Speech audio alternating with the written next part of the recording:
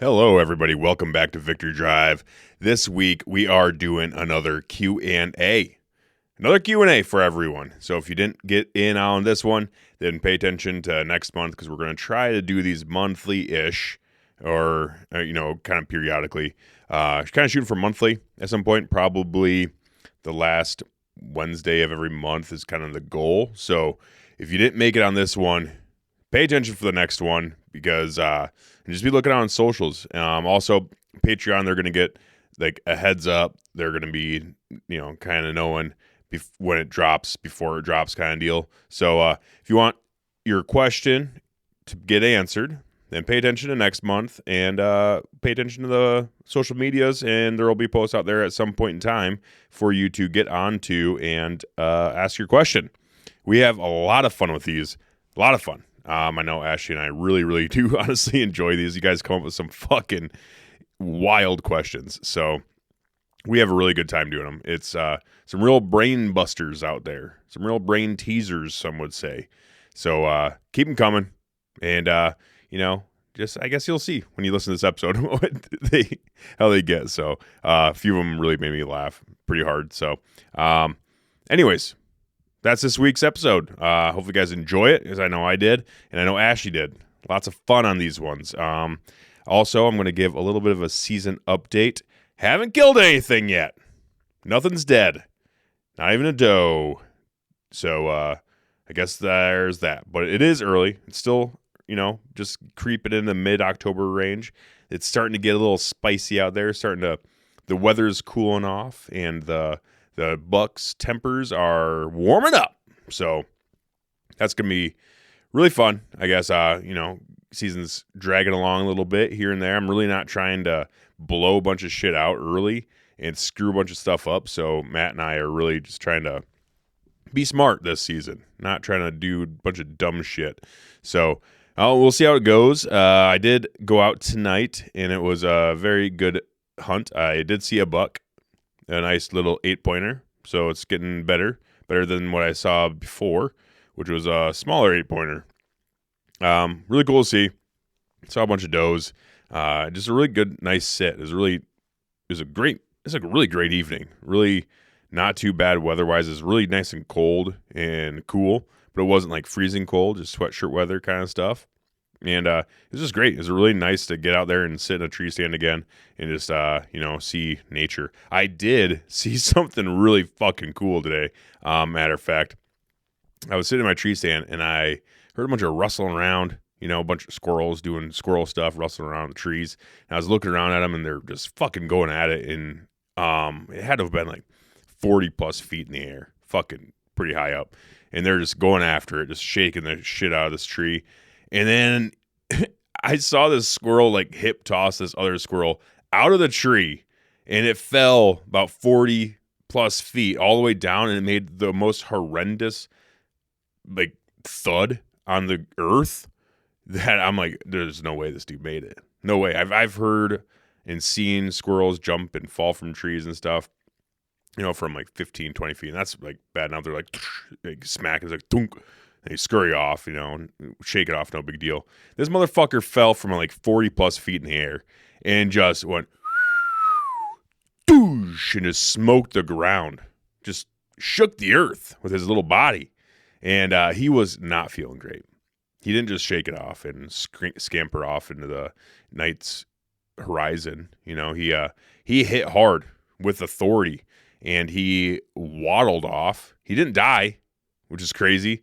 I thought for sure he was just toast, but he he inched his way off very slowly and very gingerly. Poor little guy, I guess. So, moral of that story is don't fuck with another man's nuts. You won't get hip tossed 40 feet out of a tree. So there's that a little fun, little wildlife story from Jake. But outside of that, season's been going along pretty good. Don't have a whole lot to look for and or hunt. There's a couple decent bucks out there that I'd really like to see on the hoof, but not really seeing much yet. Not seeing much for big bucks, but like I said, the season's young. We still got quite a ways to go yet. So hopefully everyone out there is having a good season, staying safe, staying strapped off to a tree or something, doing, just not falling out and getting hurt. At least be careful up there and have fun. And we want everyone to make it back home to their families safe and unharmed with good stories to tell. So there's that. I guess, yeah. So Patreon guys, Q&A stuff. I guess that's about it. So we'll move on to the partners of Victory Drive here and get some of this housekeeping underway. First and foremost, Grizzly Coolers. If you guys are in the market for another cooler, whether it's soft side or hard sided, check out Grizzly Coolers. They make really good shit for, made in America, made in the Midwest, made in Iowa. So check out Grizzly Coolers. Check out their wares. They have, it's a little late to be getting a hunting blind, a hard side hunting blind, and sticking that bad boy up on a stand and all that. But they make a lot of really other cool stuff, apparel, coolers, drinkware, all sorts of cool stuff. So check out Grizzly Coolers. Use code WCB at checkout to save some money and support the show and the network. And let's stick with that for this week. Grizzly Coolers, check them out. Code WCB. Get yourself something nice, everyone. Get yourself something real nice. And without further ado, let's move on to the Q&A episode. A lot of FMK questions in there. Spoiler alert. Have fun. Thanks for listening. I really appreciate all of you guys out there. Peace.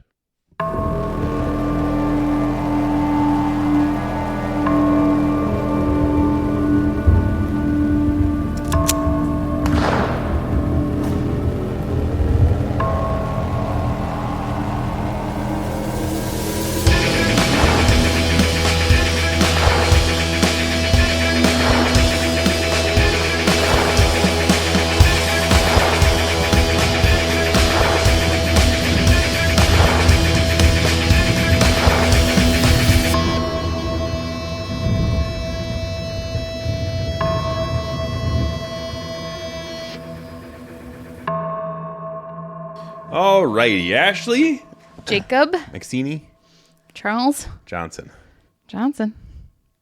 How are you doing? Just peachy. So you had a range day? You want to talk about that? Had some testing today.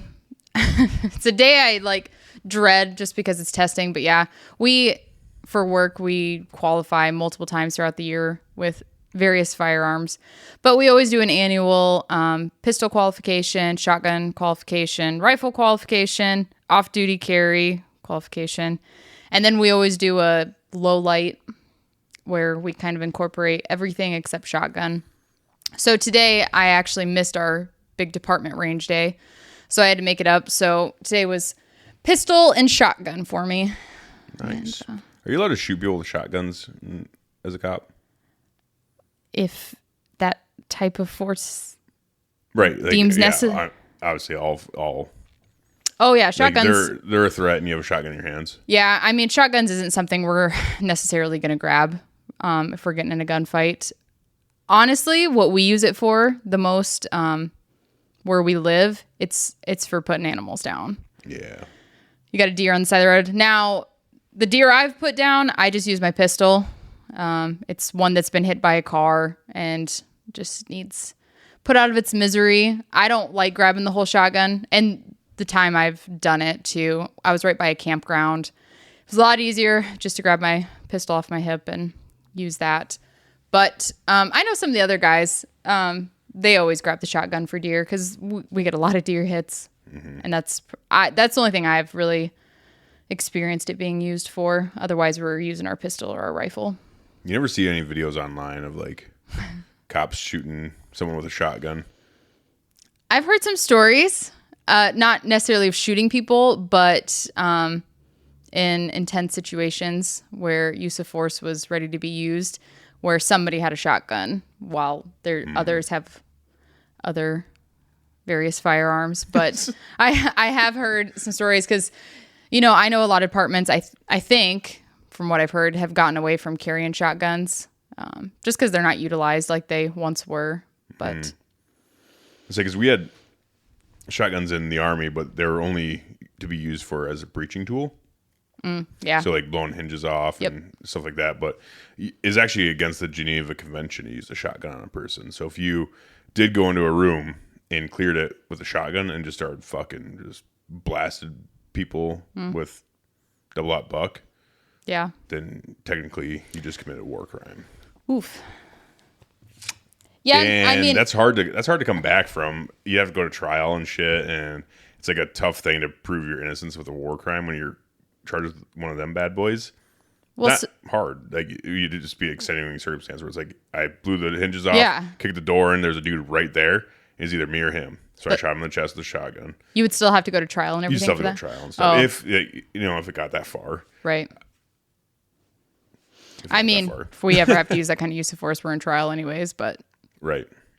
explaining ourselves. You guys also use hollow points, in your handguns and stuff too. Yeah. That's also against the Geneva Convention. We weren't allowed to use hollow points in the military. They only had to be full metal jackets or like armor piercing rounds or something like that. That's okay, but not allowed to use hollow points. Expanding rounds not allowed. Why? Geneva Convention. I don't know what that is. All I know about Geneva is it's a place. So basically, the Geneva Convention. I am a bit rusty on my history of the Geneva Convention, but it's pretty much just like the rules of war. Like, like the world basically. Who made them? Geneva. I don't know. That's probably where they were made at. Actually, The country? But maybe. I'm not sure. Like I said, I'm very rusty on my rules Interesting. on like the history of that. But essentially, it's like where the rules of war got implemented because back in the day, there's no rules. War is war, and that kind of thing. But then they're like, hey, you know what? We probably shouldn't rape people when you take a place over. That should probably be against the rules. That should be a rule. That should be a rule. Probably shouldn't because we used to use flamethrowers. That's against the Geneva Convention now. It's like you just flamethrower people. Oh. They're like, oh, that's a little brutal and like Little kind much. of torture-y. Probably shouldn't do that anymore. Very good for like trench clearing because like World War I time frame, and I'm not sure about World War II. I think no, maybe, but they're to clear out trenches, they'd have a guy with a flamethrower Damn. running the lines and just roasting people like marshmallows. So that's against the rules now. Hollow points are against the rules because they cause like too much damage. They want to be able to, if you get killed or get shot, then it's like they want to be able to you want to be able to go to the hospital and get patched up if you had to, kind of deal, rather than getting shredded up by hollow points and shit. And they do work better on armor and stuff like that. Anyways, full metal jackets do, not hollow points. Yeah, there's just a bunch of rules. The whole world came together and it's like, hey, we want to make rules on war, and That's interesting. there's certain things we're going to outlaw. So that goes for other countries. Yeah, obviously not terrorists. They just do whatever Right. they want. They're terrorists. They're They don't follow terrorists. the rules. No, obviously. Clearly not. They specifically target civilians, and that's the other thing. Not supposed to target civilians. There's obviously going to be civilian casualties in war, but if you target civilians on purpose, that is a war crime. As it should be. Yep, and then you get put on world trial and stuff. After World War II, I want to say the Geneva Convention happened probably after World War II, but that's when all the Nazis got, on trial, the Nuremberg trials. Mm-hmm. Yep. That kind of stuff. So I think there's a documentary about that. I'm sure there's a couple. Yeah, so anyways. Operation Paperclip. You ever heard of it? Operation Paperclip? Yep. I have not. That's when we took all the Nazis, I shouldn't say good Nazis, but the smart ones. Oh, when we took them, you told me about that. Yeah. The scientists. Yep, the smart ones. We're like, hey, come with us. NASA. You'll get to live life in a much better way than the Free and alternative. clear. Frederick von Stutenberg, you are now Fred. They changed their names? Prince. I'm sure they had to. I don't know. Well, I'm sure they still looked and sounded Nazi. Or German, but yes. Yeah. Yeah, I'm sure they sounded very During Nazi that still. time, anybody that sounded German, I'm sure. I don't know if they let them keep their uniforms, but Oh, probably not. I'd hope Probably not. had to turn those in. Like, hey, Yeah. turn in your uniforms. But yeah, they took the smart ones. And they're like, hey, come work for us. You're good to go. We'll try the rest of them that aren't smart enough to be just done rocket scientists and build up our rocket program, NASA. Yeah. But yeah, all sorts of crazy shit. Anyways, that's first rabbit hole. Yeah. How did your qual go? It was good. You know, it's so hard because I still call myself a new shooter. I've been on the road now. I've got court coming up, and so they ask our background. It's been about 4 years now, which seems crazy. But prior to that, my experience was basically zero. So I know the leaps and bounds I have come as a shooter myself. And I think I know I am a good shooter, especially comparatively, especially with, the amount of time. I didn't grow up shooting or anything like that. However, it is hard because I am surrounded by excellent shooters. So we score our tests, it's out of 100. And we have very high standards. I can't remember what the ILEA passing score is, but basically if we score anything under a 90, we're going to reshoot.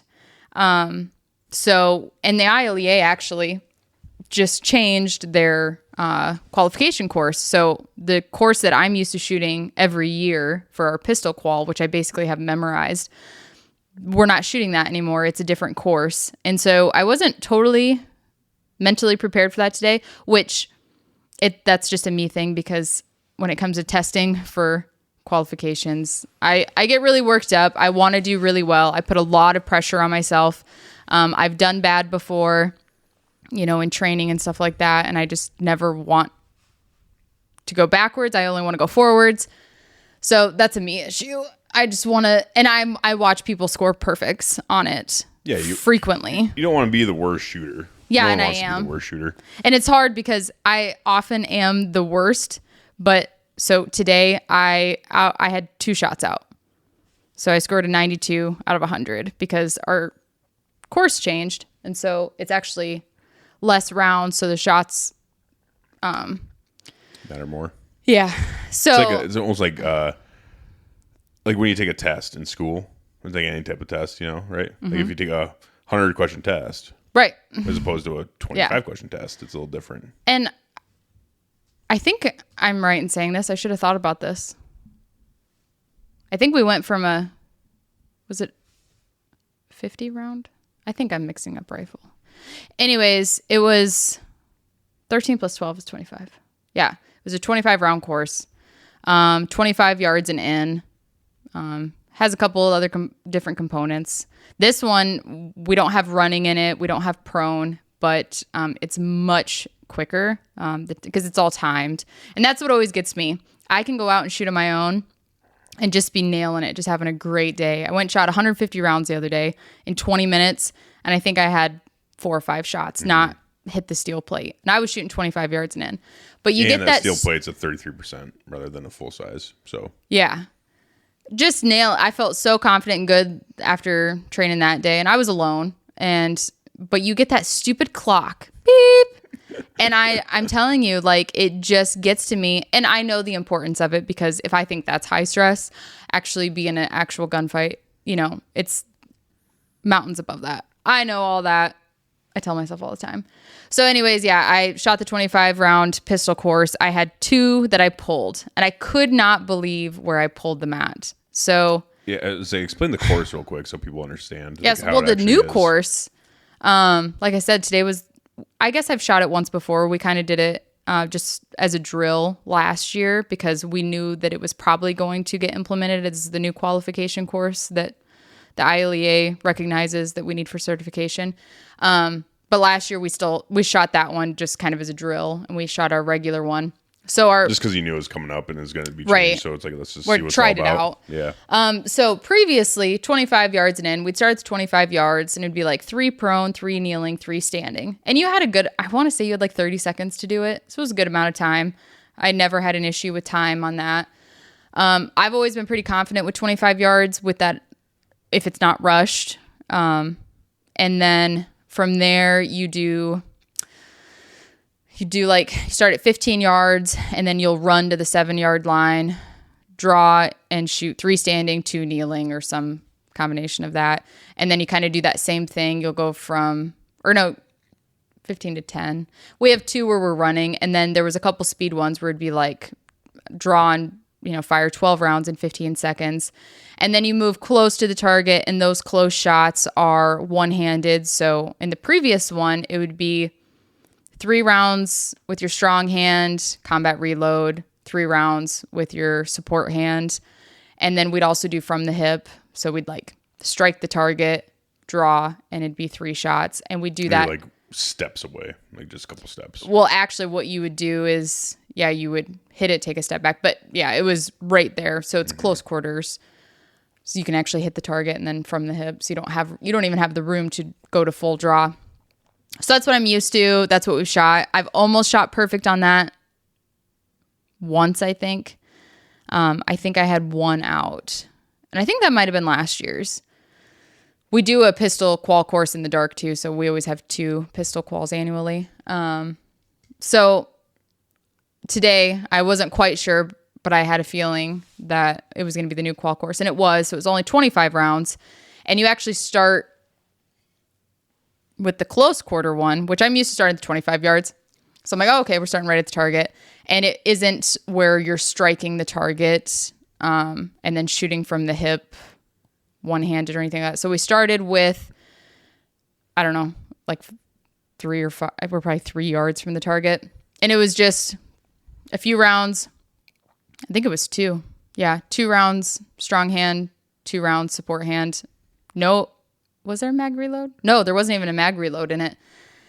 And I couldn't believe, those were my 2 shots out with my right hand, and I'm right-handed, with my strong hand. I couldn't, but I'm sorry, I missed it. How far away is it? Like 3, okay, 5, 3 to 5 yards. I don't think we were 7, but those. Damn, you had 2 out, and those were my only 2 the whole course. Damn, and that's weird. I have thrown my strong hand, like one-handed shooting. I have thrown my right hand before. It's rare that I do my support side, and it's because I'm overcompensating because I'm so nervous, shooting with my support hand, that I'm not going to hold it tight enough or anything like that. So those shots, I have had that out before, but those are the only 2 that were out. And of course, you don't want to start the test with your first 2 rounds. No, they were just outside the line. Kind of a confidence killer, a little bit. A little bit, but the rest of my shots were all in. I could have definitely had a tighter group. It wasn't a very good group, in my opinion. Could have been a lot tighter because we shoot with red dots. So at that point, it's like, what are you doing wrong? But the thing about this new qual course, it was quick. You're cooking on those shots. You got to have a quick draw. You got to find that dot right away. And did you bust time on any of it? No. Okay. If you bust time, that's because I did that actually on my last rifle qual. I had 3 shots. I couldn't believe it. All of a sudden, beep. And I'm like, I have 3 shots left. And so they counted out. Damn. And that's your annual score. So yeah, besides that, pistol was fine. So I scored a 92 out of 100. I haven't seen the other guys' scores because I wasn't at the group one, but I know they pretty much all shoot 100. Every now and then you'll throw one, or they will, maybe a couple, but they're all such excellent shooters. And so I am a good shooter, but I am one of the worst in that crew because everybody's so good. So did you like it though? Was it like do I like what? The testing? Yeah, like the new one. No, I hate all the testing. As opposed to the old one though.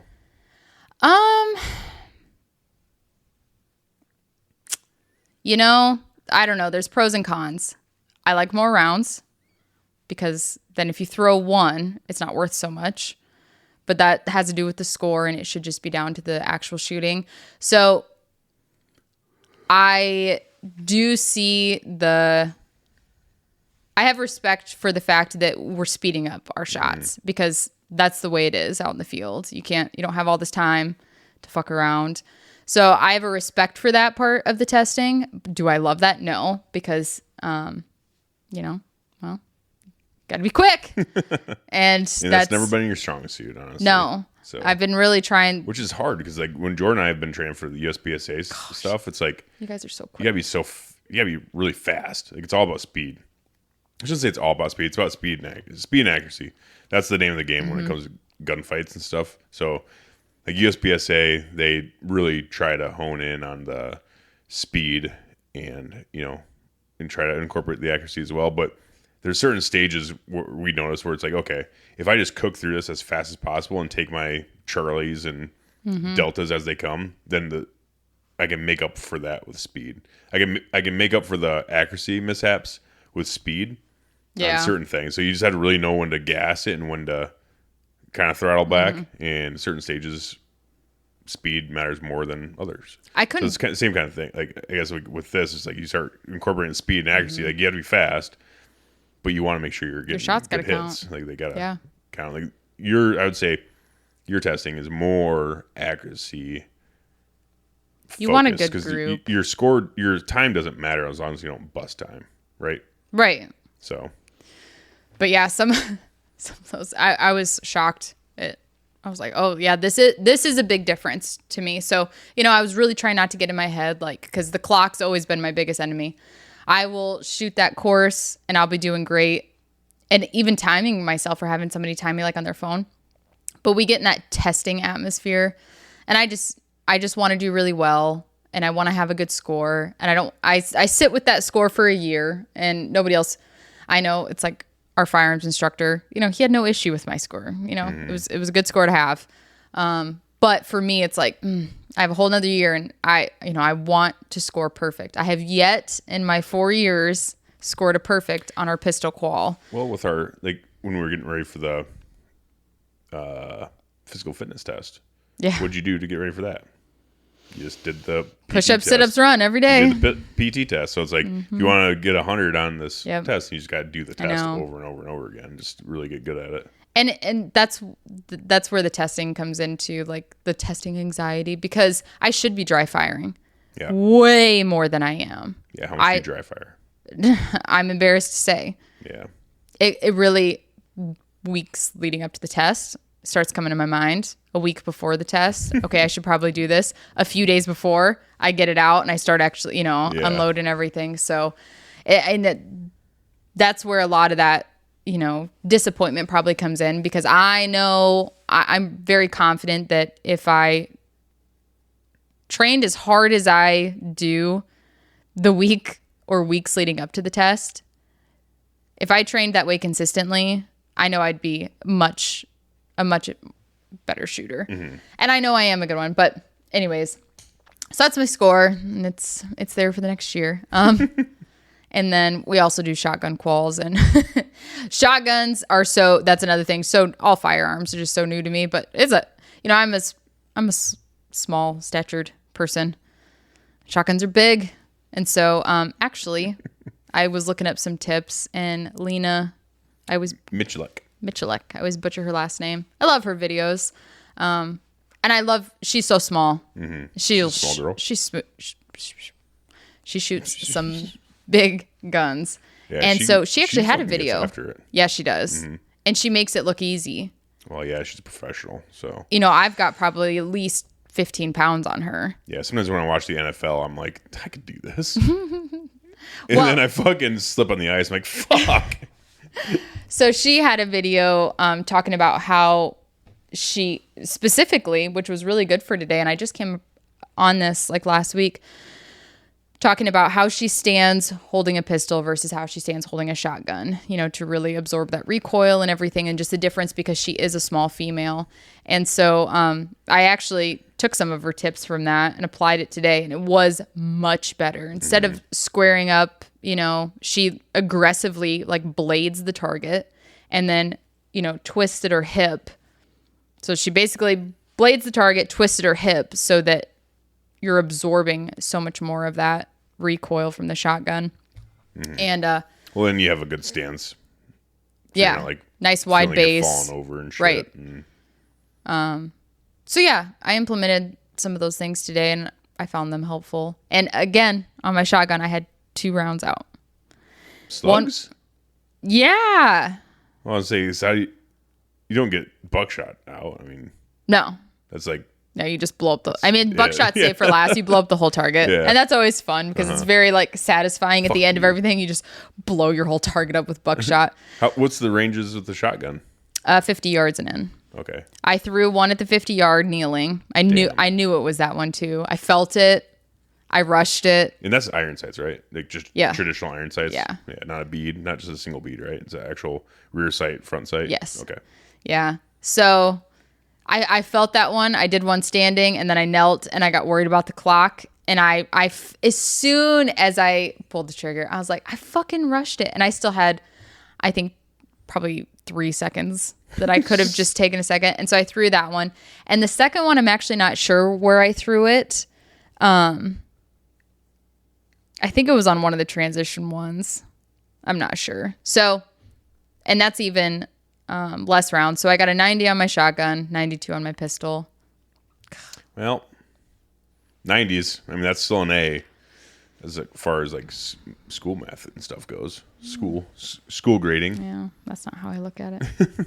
In about 3 weeks, though, we'll have another qual course. We do low light. So after daylight savings, when time changes, we go out there. It's usually pretty cold and miserable. You wait until it gets really nice and cold, don't you? Well, I asked today, I was like, so when are we thinking low light? Oh, maybe in like 3 weeks. I was like, yeah, let's do it earlier. And it is very important to get out in our cold weather climate with cold hands, snotty nose, fogged up, I wear glasses, fogged up glasses. It's important to train through that.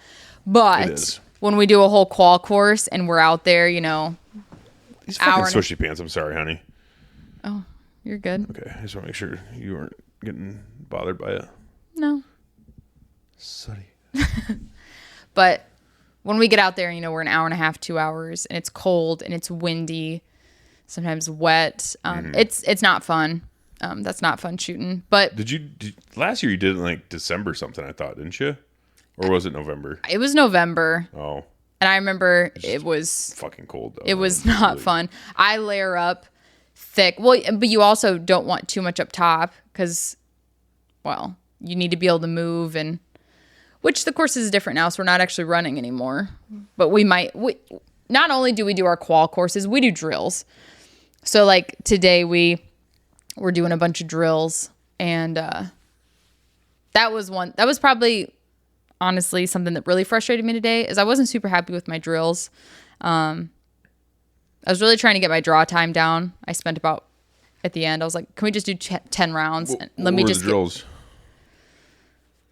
Well, we have one target it's just a size of printer paper, and it's got 2 boxes that are one size. It's not even half the paper, and then we've got 4 down the side. And so some of those are ready gun, fire 2, and quick time 2. So, well, that wasn't that target. Let me back up. So I should have remembered or looked it up. So there's a test or a course that a chief somewhere came up with years and years ago because they were dealing with a lot of officer-involved shootings in close quarters. And a lot of casualties were happening, and this was just explained to me today, so it's fresh in my mind. But basically, a lot of bad shit was going on, and law enforcement wasn't winning a lot of these gunfights in close quarters. And so they came up with this course. So it's the size of a printer sheet of paper, and there's like an egg shape, and inside that egg shape there's like a circle, and the way it's scored, and it's called like double. So it kind of looks like an eyeball. Yeah, but turn the eyeball vertical. Oh, like a cat eye. Sure. Okay. Kinda. So, and I don't know the whole scoring system. I was a little confused because I was just worried about shooting. But basically, the small circle, it's worth 10 points. The outer circle is worth like 6. And the whole thing, though, is that you're timed. And so every quarter second you go over your time allotted, it's -2 points, I think. So the first drill and it's 10 rounds. So the first one on it was draw from your holster, draw and fire 2 rounds in a second and a half. It's like, that's fucking cooking. My draw isn't a second and a half for one shot. I'd love it to be, but it's I think today my fastest was like 189. Like when I was just like, I want to get a good draw. Just a draw. That's at like 15 yards or something like that. So that was the first one. It was like draw, fire 2 rounds in a second and a half. And so every quarter of a second you go over, you're docked points. So that one was pretty wild. I was like, holy shit. Like, okay. And I went a little over in time, but not much. But none of them were in that center circle. They were in the egg portion. And then some of them were like ready gun, 2 shots in a second. Or low ready, 2 shots in 2.5 seconds. I don't have them. I don't remember what they all were. So drills like that, really trying to it's all about getting a quick draw, get your sights as fast as you can, and make the shot. That'd be a fun drill to do for like any type of defensive training, honestly. Yeah. Like that's a really good drill. I like that. It is. And that one you can score like out of 100, and like it's a very, very difficult, like it's well known that that's a difficult one. And my firearms instructor, he said the highest he's ever seen was like 94. And that's like really, really, really good. I did not get that. I'll keep that score to myself, what I got on that one. But so yeah. What's it called? Did you say what the drill's called? Yes, it's like it's got the word double in it. Double and over, or something like that. It's something about, because what you do is you do 10 rounds, and basically each drill is 2 rounds. And once you're done, you double that's what it is. You double the distance and they double the time. So by the end, like my last one, it was like 3 shots, but I had more time, but we also had the distance because it went all the way back to 20 yards. So double something or another. I don't know. Google it. Double down. Yeah. Double over. Double that buck. Whatever it's called. Yeah. Sounds fun. I like that. Yeah. Jake, you're always telling me it's like I always get so stressed out for quals. Just go have fun. You enjoy shooting. Just have fun with it. And I used to try and get in that frame of mind, and I think it was pointless for me because I'm never going to get there because it's still a test to me. And so now you're never going to have fun on it? No. Okay. I don't think so. Truly. Like, I just don't think it's ever going to be fun for me because I take testing very serious. Like, it's a serious matter in my head. I always loved going to fucking. I love shoot as soon as we're done with the qual course and the timer can still be out. I don't love the timer, but we're just shooting for drills. That's when it gets fun for me. Yeah. But the test. So now what I kind of transitioned to with this morning, I'm just like, I'm not going to try and change my mind that this is going to be fun. I'm just going to try and be really intentional and focused and determined. That's what I got to switch it to, because I'm not going to find testing fun. I'm not, because I always loved going to the qual range. I don't know why. I always thought it was fun. Like well, you probably never had any issues. You probably always shot top shot, or some of the time you did. I can see by your face. I'm sure it was a lot of fun. I wasn't always the best shooter. You were one of them, I'm sure.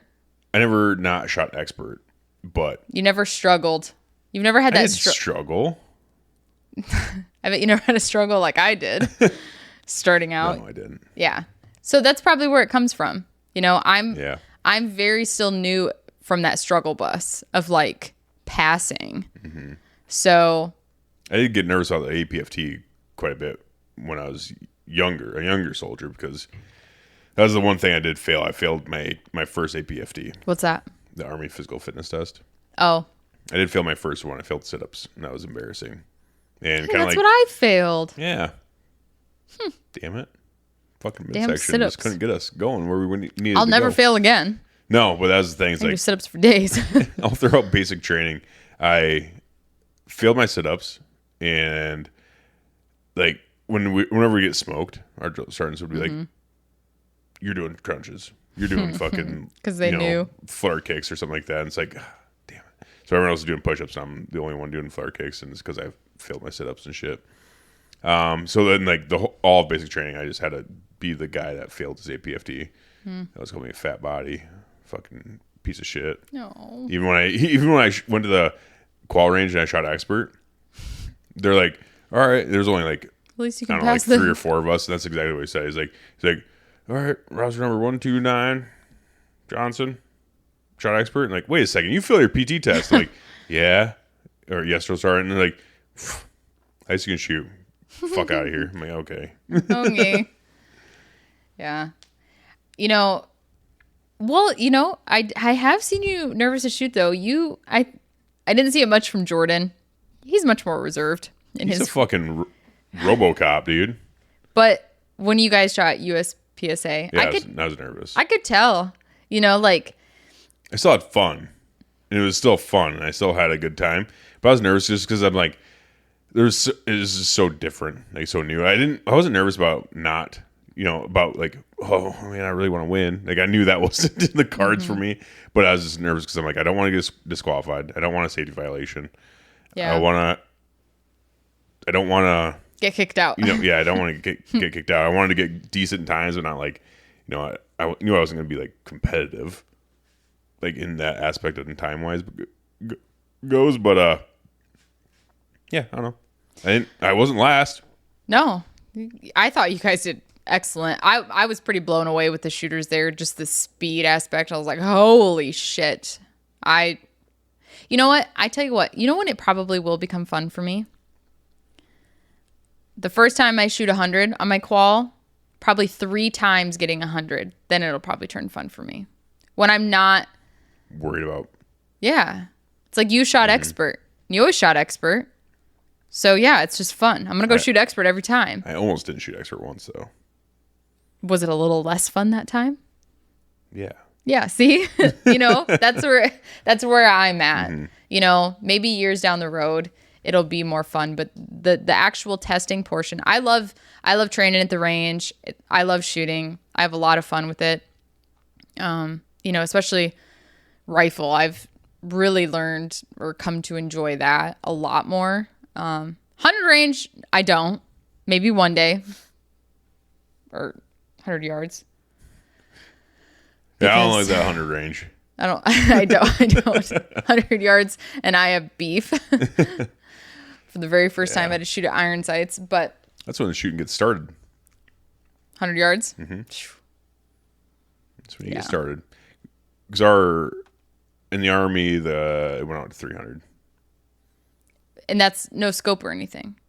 No, no.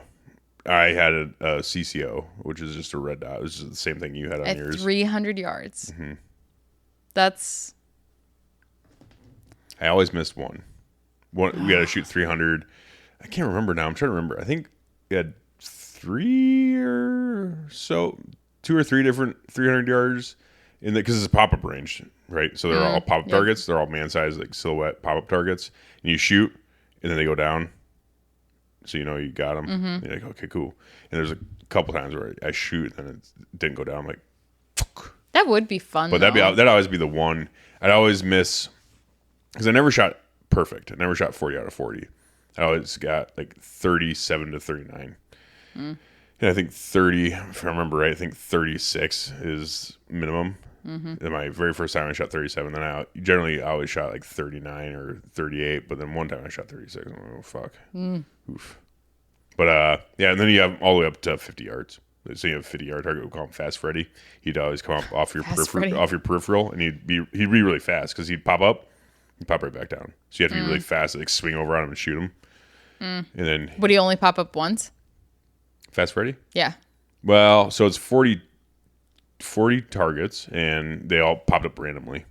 Oh. So they'd only pop up once. Yeah, they pop up once, and 300 yard gave you a little more time to get on it. But yeah, I mean, it was just random. Like you just kind of popped up whenever. You just had to look down your lane.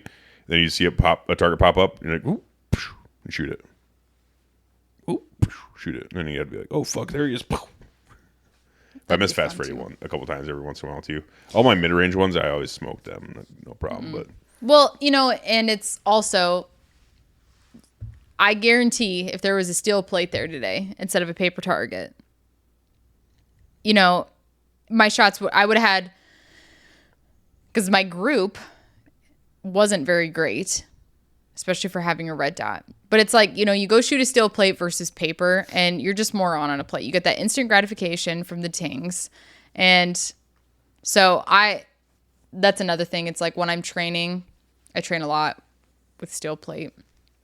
And so then you switch over to paper, and you just don't have that instant gratification. And then you're you don't know if you're off on some things you need to adjust or anything like that. But we're training for, real world things here. Yeah. So. For sure. Yeah. Cool. Have another one in a few weeks. Dark, hopefully not too cold. Which low light's not that bad though, because. So you always do good on that one. I remember my first one, I was petrified. I'm like, we're shooting in the dark? What do you mean? I can barely do it in the daylight. I feel like I have good scores. And then one of the guys told me, he's like, just calm. All of their sayings are always, you'll be fine. You'll be fine. Just calm down. Just relax. You'll be fine. I hate that saying, you'll be fine, because it's been said to me so many times, because everybody knows I get pretty worked up over testing things, because I want to do really well. I want to do my best, and I want my best to continuously get better. But they told me, they're like, because we have flashlights on our pistols and rifles, and so they're like, it's actually almost easier because it's like a spotlight on the target. I'm like, oh, really? They're like, yeah. And so the only bad thing is with red dots, when you first turn it on, you're going to get washed out some. But I really don't mind the actual shooting in low light. I think it's kind of fun, manipulating the light and everything. And because when we do it, we also... It's kind of scary. It's like a haunted house. Well, I don't know. It's just a little, I guess, yeah, almost like the ambiance. It's a little more just like cool feeling. It's fun training, but if it's really cold and windy, the range that we train at, it can get very, very, very windy out there. That's when it's not fun. You're just snot-nosed mess. Fingers are numb. You just want it to be done. That's one thing I always like about the Army. Like whenever we did night operations and stuff, those are always so much fun. Because you just feel like, especially with us, we have night vision and stuff like that. Yeah. It's like, oh my gosh, this is so cool. It wasn't like so much fun moving in at night when you have to move like 30 clicks out and you're fucking just dying and sucking ass. You're just like, I don't even care if I get blown up right now. I'm so tired. But that's not so much fun. But like when you have like the shorter ones when you're not like hiking out to an OP or something like that, an observation point, and setting one of those up, it's like when we did like a lot of stuff in like villages and shit at night, that was fun. It's like I can see everything, but you can't see me. It's like, I don't know, it is neat, it's fun, that kind of stuff. But yeah. Anyways, is that it? That's the news on that, I think. So, I need to fucking shoot more and dry fire more and get 100 consecutively for a few years, and then I'll start having fun. We just need to buy like 2,000 rounds each and just hang on real quick though. What did we start this summer out at? How many rounds of 9mm? I think 2,400. That's it? I thought it was more. Does that include the Fleet Farm runs? Okay, so it doesn't include that. So every time we're in Mason, we take a Fleet Farm run. You can't leave Fleet Farm without 9mm. Probably went through like 3,000 rounds this summer. Yeah. But I was talking to one of the guys that shooting ESPSA, and he's like, "Yeah, I used to shoot 20,000 rounds a year." It's like that's when I was actually really good, like pretty good. Yeah, he said pretty good. That's when I was actually pretty good. It's like, didn't he shoot like one of the best that day too? Yeah, I mean, he was impressive. His speed was like unreal. Yeah, he's like not the match director, but he's like right. He's a veteran USPSA of local matches. He was nice too. Oh yeah, very nice guy. Humble guy. Yeah, I think everybody there was really nice. Yeah, it was really chill. Oh really? Yeah, I think. I guess I didn't talk to them like you did. A lot of cops. There was like 2 or 3 cops there. Well, there wasn't. How many people were there total? 20? Yeah. Yeah. Probably. That's pretty good. Yeah. Good amount of cops. But they do good on their qual course. But they get 100. They probably do. They probably don't worry about passing. Probably not. And that's something that I need to remind myself is I used to worry about passing. Yeah. Now you're trying to get good. that hasn't been a worry in my mind for quite some time, and I'm very grateful for that. Now my worry is not being the lowest scoring person, which if you're under 100 or 98, you're probably going to be. Mm-hmm. So I'm very grateful for that because I remember my very first testing and I remember training for it and just like, oh my God, am I going to pass? Am I going to pass? And I passed, but it was terrible. It was really bad. So I know I've come leaps and bounds and everything with that. Absolutely. I just don't want to be the worst. Just don't. I want somebody else to be the worst. Just don't be the worst. And if we all just shoot 100, we're all just awesome. And make the everybody's the best and worst. Or just the best. Just make the sheriff be the worst. Oh, geez. Beat his ass, Ashley. It's funny because him and I... his ass. We shot together rifle many times. And we do get a little competitive about it. It's fun. Yeah, that's good stuff. Real good stuff. Okay. Should we move on to the Patreon stuff? Oh, yeah. We should probably give a trailer update. Oh, yeah. Okay. Trailer update, not done yet. That's the update. Moving on. It's getting there, though. We got the decals and stuff on. Got a lot of the stuff done inside. I'd say the majority of it inside is done. We need to finish the benches, and that's not a huge priority. But we got to get those done. But we really need to get the power situation figured out. Working with a electrician to figure out like a battery bank situation. Got a generator. Probably going to be a little too loud. You know what happened? To be running off, but... We were like pedal to the metal because we wanted to take it down for the Silencer Central episode. And when and that wasn't like a big... We were hopeful that could be the case, but it wasn't like a make or break. But it was a good goal point to have. And we realized, we're like, it's not going to be done. That's okay. They ended up having a whole fucking media studio. I'm like, this is great. I walked in there, I was like, this is a dream. This is great. They had awesome. The lights, they had everything. That worked out really well, honestly, with South Central, how it worked out. I figured that was going to be like that. So it would have been cool to get the trailer done before then, but it wasn't like a necessity because I knew they'd have a spot for us to set up in. Yeah. But, I see where you're going with that. We had a goal. We're like, oh, let's go. And then it's like, well, that's not going to happen. So now we're like backpedaling a little bit, just slowing down a little bit. A little bit, and then hunting season started. That's what I was just going to get at. Hunting season started back up. So yeah, it's been tough to get out there and do a lot of stuff when I'm like, on these good days, especially in October, I need to be hunting. And then, soon enough, the rut's going to be kicking off. So I'm really going to want to be hunting then. And what I realized was, we're not going to be taking it anywhere anytime soon. So, again, the pressure's off a little because we don't have an upcoming trip we're going to be taking it on or anything like that. But, we're getting there. I think we both decided we're doing no more update videos until the final walkthrough video because it's getting – the inside looks very, very good. It's really getting there. And I was like – I think I want that to be the last one because it's almost done. It's almost done. Because the last update video we did – was on Patreon. Yeah. Right? Mm-hmm. But also, it's like, we're getting so close, but I also just like, I don't know where I was going with that. Where was I going with that? I don't know. You were rubbing your brows. I know. I had somewhere and then I lost it. I'm stupid. But, yeah. It's coming along. It's going to be fabulous. And that was the other thing, too, is we kept reminding each other because we both need reminded of at times, we're not rushing this. Yes. We're not going to rush this part of the project because it's going to get it done quicker. We're going to do it good. Right. We're going to do good quality. Pretty much the power situation because it's kind of unique how we want to do it because we want to be able to take it on the road and it be self-sufficient with a battery pack, basically, so we don't have to be at it, somewhere it has to be plugged in. Fucking big undertaking too, like renovating a trailer. Like, granted, it's a blank slate. Like, that's nice and all, but it's like, man, that's a lot of fucking work. It would have been way easier just to buy a camper and set up somewhere in a camper.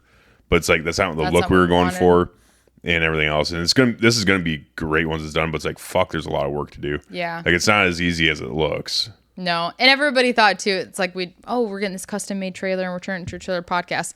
That's probably like a lot of my bad for wording it that way, because everybody thought when we were going to pick it up that there was a studio in there. It's like, well, no, we just got the trailer built with, the insulation and the AC, like all of that, but it's still just a shell. With a fucking bathroom and AC is all it was. Yeah. It's still just plywood up on the walls,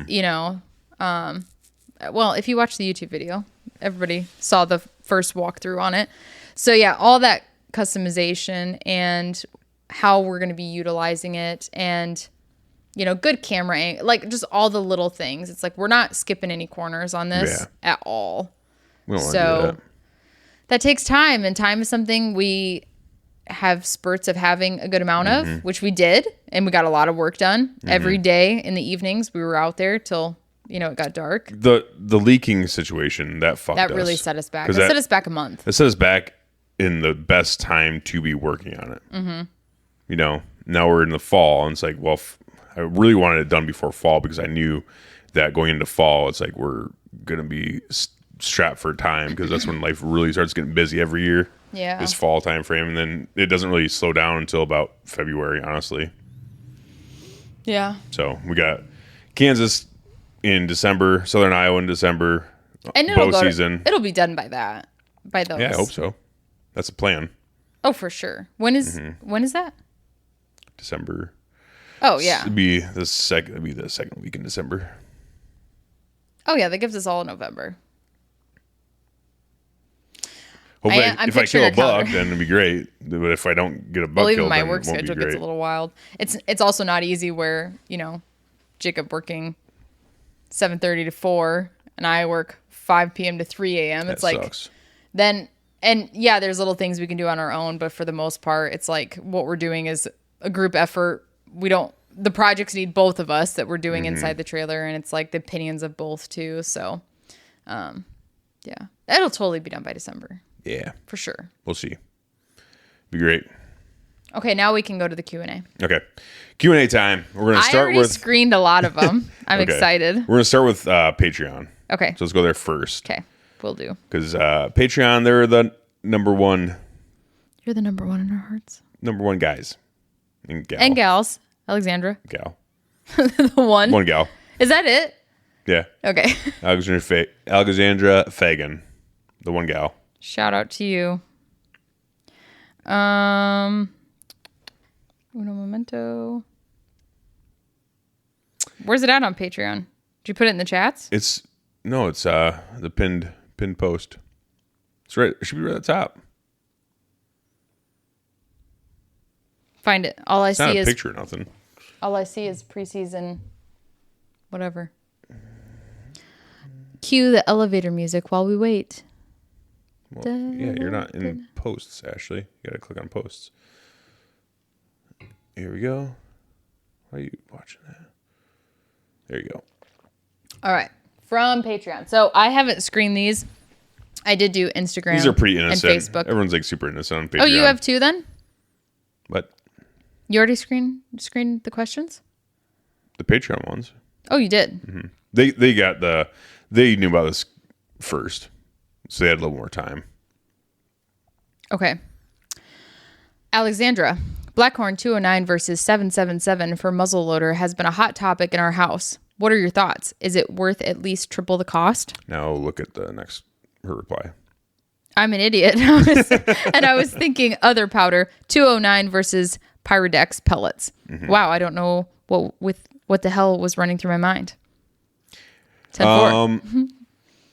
So I don't have any experience with Blackhorn because I never with my muzzleloader I never got into loose powder, and I'm pretty positive, I'm like 99% sure that Blackhorn 209 only comes in loose powder formulation. Ooh. So I never messed around with loose powder. I only use the pelletized powder, so I use like 777 and White Hots.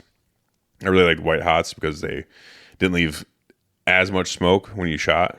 So I use those a lot, and White Hots were a little bit easier to clean. The 777s were a little bit dirtier, and the Blackhorn is supposed to be really awesome. Like it's supposed to be the shit. Like all the really nice muzzleloaders, like the Remington 700 muzzleloader. They have like the ultra long range muzzleloader they got. I think that one only uses Blackhorn. Like, they're like only use Blackhorn 209 because it's fucking like the shit. So I don't have any experience with that, but I would really like to have some experience. I just need to get a muzzleloader again because I sold mine. Oh, I was to say, what? You have one? I sold it to Matt. Okay. And by sold, I mean I gave it to him for doing my taxidermy. The one that's not hanging on our wall right now? Correct. It's in Matt's possession. He's had it since last season. Matthew? And I've been hunting late season with my pistol. Oh, yeah. So I'm like, well, I really want to hunt with my pistol, so I'm just going to give him this muzzleloader for doing my taxidermy and shit. Because Matt's a taxidermist, but he doesn't have a business. He just does it for Moon funsies. and Sons. For funsies. So I don't have any experience with that kind of stuff, but I would really like to get into it. I want to get another muzzleloader again someday, like a TC muzzleloader or a CVA. CVA just came out with a new ass muzzleloader. I know you haven't seen it because you don't pay attention to this kind of stuff. I've never shot a muzzleloader. I can't remember what it's called. Endura or something. But CVA just came out with one. It's a fucking badass muzzleloader. Really badass. And actually, matter of fact, you can use black powder or certain smokeless powders with that muzzleloader. So it's fucking sick. But it's $2,000. Whew. And I ain't about to spend $2,000 on a motherfucking muzzleloader either. I second that. So... Logan Rose, when are we all going to have our first get-together? Where is Logan Rose? Oklahoma. We should make a trip with the trailer out to Oklahoma. He's the Southern Asian. Oh, yeah. Uh-huh. You've shown me a lot of like memes and stuff. The South Korean. Is that the group chat? Yeah. Yeah. Yeah. The old South Korean. We'll Sounds like a real good old Southern boy. And then you look at him, you're like, you don't look Southern to me, boy. Maybe Southern Korean. We'll have to make a pit stop in the trailer on one of our expeditions. Yeah. Chris J. Johnson's band coming to a show near us. Metal for Jacob and rap/R&B for Ashley. All right. So if you didn't know, I am a karaoke connoisseur. Am I any good at karaoke? Some call you a karaoke queer. Who? They do. I don't know they. Now, am I a good singer? No. But do I enjoy a good karaoke session? Absolutely. Hell yeah. Anytime I have the opportunity, I drag. You know, we're almost famous for one of our songs now. We do Bohemian Rhapsody. And I say we do a damn good job. I think we do pretty good not being Freddie Mercury. We recently went to Missouri for a wedding, drove 7.5 hours. The wedding got over at 10 p.m. So we took a 20-minute Uber to a karaoke bar. It was called Friends. It was just Jacob and I. Nobody else wanted to join. We had the funnest time. And Cutters wanted to join, but he couldn't. he needed to go to bed. He needed some sleepy time. So we went there, and bars close at 1 in Missouri. So we stayed till 1. But we did Bohemian Rhapsody, and then I, of course, had to do a little salt and pepper. None of your business. Mm-hmm. But so maybe those maybe videos Chris, will stay where they're at. Maybe someday, Chris. Maybe if they do, they should. What? I just think at Deer and Beer they should do karaoke. Oh my gosh, that'd be funny. You know, so Jacob's sister, when she got married, it was like the best thing, and I tell people all the time. I don't know if anybody's going to do it, but I'm like, honestly, it's like one of the best things to do for a wedding. So instead of having a DJ, you have to have the right crowd, which they did. But instead of a DJ, they just did karaoke. And so you have all these people, you know, there was never a lull. Everybody was ready to do a song. And there are all these different genres. And we danced to country music. We rocked out to hard rock. We had fun with all the songs. And it was, in my opinion, way better than a DJ. It was fun. It was so much fun. Love a good karaoke sesh. Okay, let's go to the Facebook. Oh, we got 26. Is that it for Patreon? Yeah. God dang. Right? Is it? I don't know. I'm not looking. Yep. That's it. Damn, you guys. Come on now. Oh, that's okay. I have higher hopes for you guys on there. Okay, we're going to have to rapid fire because on Facebook alone, we have 25. Going to Facebook first? Yes. Okay. Mr. Eric Hammond. Okay.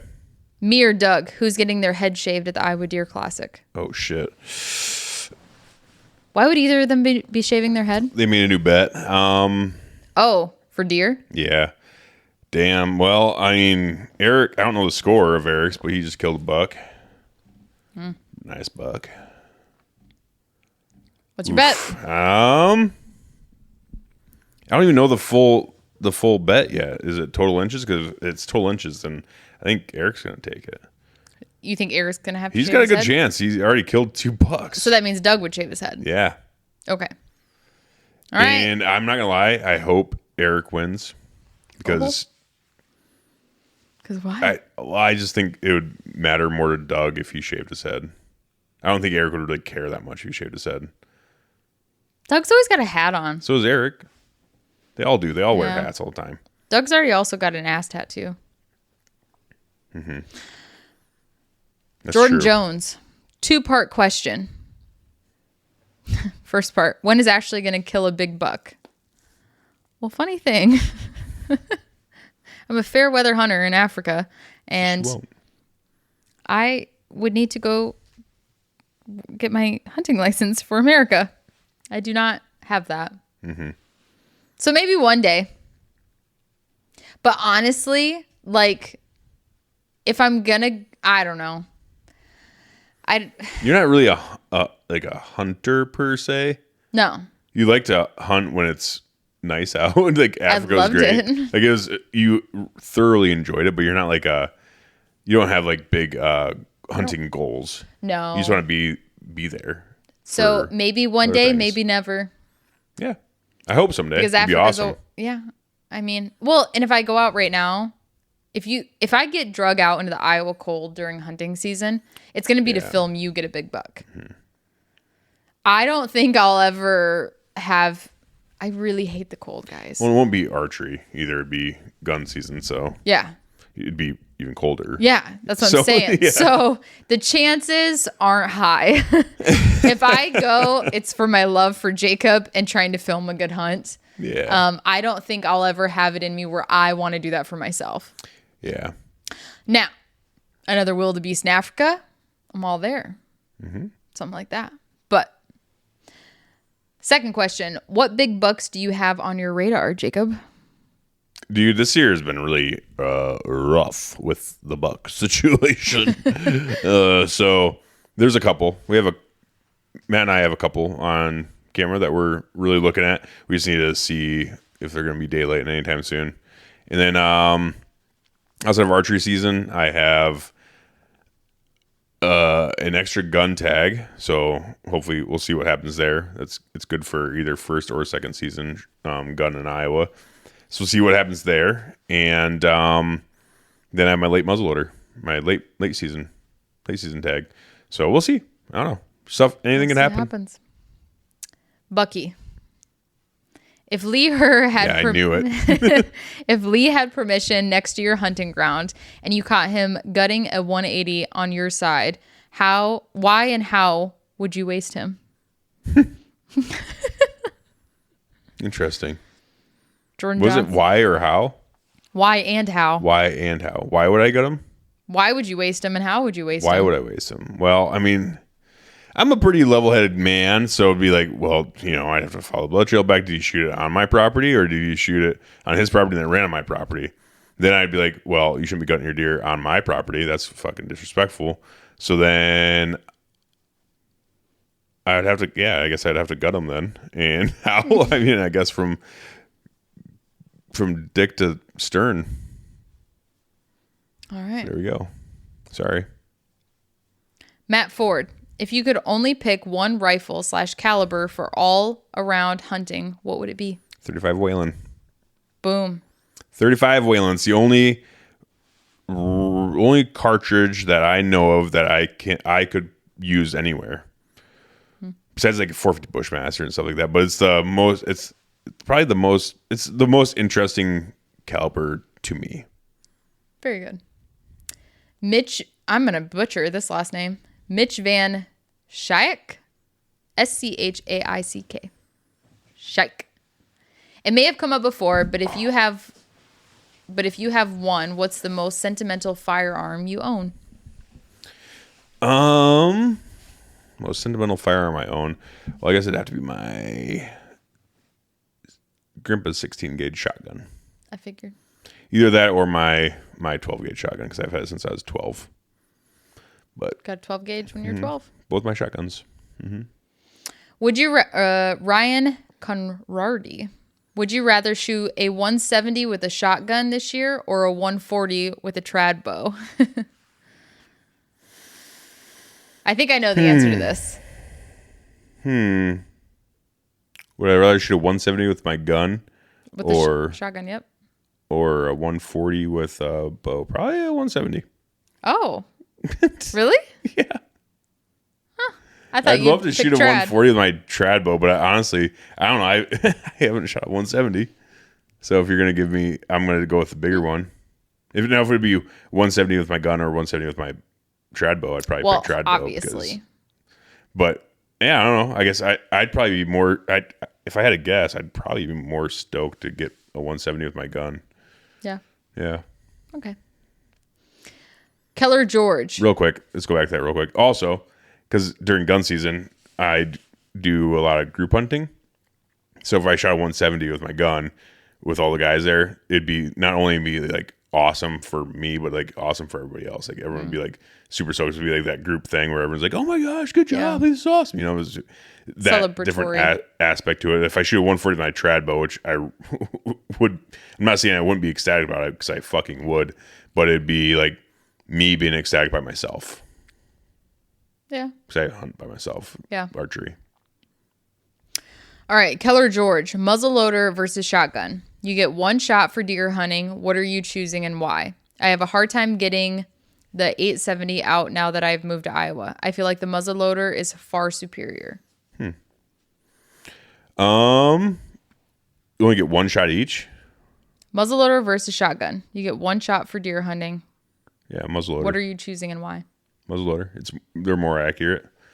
Shotgun. I mean, I shot that buck up there at 130 yards with my shotgun when I was a kid, and that was awesome. But that's a kind of a poke with a shotgun. With muzzleloader, I mean, 130 is very manageable.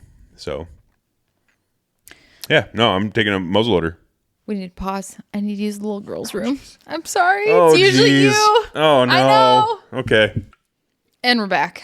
All right, let me pull it back up. All right. Whoops. Okay. Mike Topper. Okay. Hell yeah. I haven't Topper. seen this one. I love Topper. Deer bologna or deer jerky? What are you going to do? Oh, sorry, that's the second question. Okay. Deer bologna or deer jerky? Oh, I know that one. Jerky. For me. Yeah, jerky. Have we had deer bologna? We have Thuringer. But that's not bologna. We haven't had it, but I've had it. Oh. It's really good. Oh, why don't we get it? I love fried bologna. We will. We will Back to actually. It's on the list. Southern roots. It's on the list. It's not like bologna like sandwiches. It's ring bolognas we was talking about. Ring bologna. Yeah, it'd be like ring bologna. What's ring bologna? Fucking ring bologna. It's like the ring. Like kielbasa? Yeah. Oh. What are you going to do when the power grid goes out? Not have power. Oh, Keep I like on. this one. No. This brings up something else. We don't have this debate over eggs. We have another one. Do you call them over easy or dippy eggs? Over easy, but I like dippy eggs. That's fun. Charlie's always called them runny. That's how she likes to order at restaurants. They're like, oh, over easy. Our debate's always been, is it when you take the piece of bread and you put it in the skillet and you make a hole in the bread and you crack the egg in it and you cook it? Is it toad in a hole or eggs in a basket? Toad in a hole. It's eggs in a basket. Toad in a hole. And I recently educated Jacob because I learned that toad in the hole is a British term. Yeah, but it's something different, though. It does mean something different. What means something different? Toad in a hole to English means something different than toad in a hole to me and my family. Oh, I was going to say it's just the same words with an accent. Toad in a hole. No, it's toad in a hole for English because you told me about that. And I'm like, what the fuck? So I looked it up. And it's like some dumb English bread with a bunch of wieners in it. So Michael Polite tagged You a don't bunch care of anymore. You're over it. yeah, You moved on. yeah. Okay.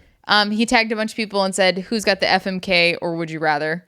And then everybody pretty much, well, Derek Draganowoski, he put FMK, Connor, Nick, Steve. Okay. But Well, then yeah. John Breeze said, "I think I'll have to save that one for an in-person episode." Roger that. Mm-hmm. So Michael sent me one. He DM'd me one. I'll read it off. You want me to answer the other one? Connor, Nick, Steve. Oh, I'm gonna have to kill Steve, and fuck Connor and marry Connor. Or no, fuck who? You got Connor and Nick. Connor and Nick. Fuck Nick, marry Connor. I don't know. Nick seems more fuckable. That's uncomfortable. Right? But he sent me one, so we'll just get that over with. And while we're here, he said FMK for tonight: Nancy, Hillary, Michelle, big money. Wait, hang on. Nancy Pelosi, Yep. Michelle Obama, Yep. Hillary Clinton. Yeah. Oh gosh, let me think about this. I know what I'd do. Do it. What is it? I would kill Nancy Pelosi. Okay. I would fuck Hillary Clinton. And I would marry Michelle.